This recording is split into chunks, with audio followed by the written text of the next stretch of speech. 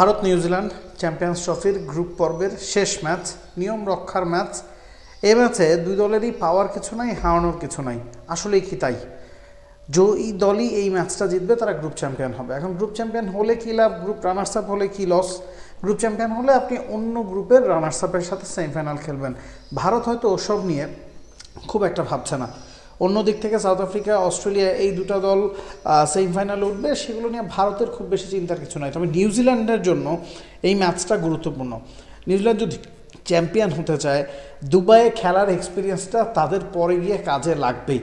কারণ লাহোরে, করাচিতে, ইসলামাবাদে যে ধরনের ফ্ল্যাট উইকেটে খেলা হচ্ছে, দুবাইতে কিন্তু ঠিক অপোজিট। দুবাইতে স্লো উইকেটে খেলা হচ্ছে, যেখানে স্পিনাররা ডমিনেট করছে। তো নিউজিল্যান্ড প্রথম দুটো ম্যাচ বাংলাদেশের সাথে খেলেছে, পাকিস্তানের সাথে খেলেছে।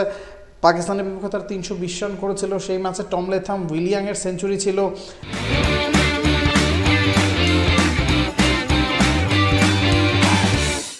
এবং পাকিস্তানকে তারা 260 রানে অল আউট করে প্রথম ম্যাচটা কনভিনসিংলি জিতেছে। বাংলাদেশের বিপক্ষেও বাংলাদেশকে 236-37 রানে আটকে দিয়েছিল। রাচিন রবীন্দ্র সেঞ্চুরিতে সহজেই সেটা টপকে গেছে।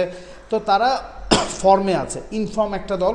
তবে দুবাইতে ভারতকে হারানোটা তাদের জন্য খুবই চ্যালেঞ্জিং হতে যাচ্ছে, কারণ ভারতও ফর্মে আছে এবং দুবাইয়ের উইকেটের সাথে তারা মানিয়ে নিয়েছে। প্রথম ম্যাচে বাংলাদেশকে তারা 228 রানে থামিয়েছে। শুভমান গিলের সেঞ্চুরিতে সহজেই সেটা টপকেছে। পরের ম্যাচে পাকিস্তানকে 241 রানে থামিয়েছে। বিরাট কোহলির সেঞ্চুরিতে ওই ম্যাচটা তারা সহজেই জিতেছে। মোহাম্মদ শামিও প্রথম ম্যাচে 5 উইকেট পেয়েছেন এবং তিনিও ফর্মে আছেন। বোলারদের সবাই ফর্মে আছেন, ব্যাটসম্যানদের সবাই ফর্মে আছে ভারতের। তাই তারা অ্যাডভান্টেজ পাবে। একই মাঠে, একই স্টেডিয়ামে খেলার সুবিধা তারা পাবে।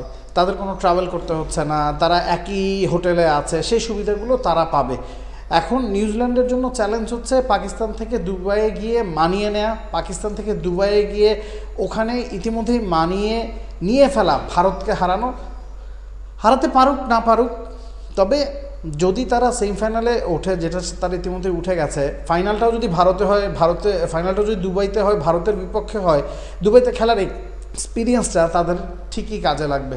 তাই এই ম্যাচে অনেক ইকুয়েশনই কাজ করছে। কিছুই হারানোর নাই বা কিছুই পাওয়ার নাই ম্যাচ, বা একেবারে নিয়ম রক্ষার ম্যাচ বললে আসলে ভুলই করা হবে। Nabil Kaiser, T Sports.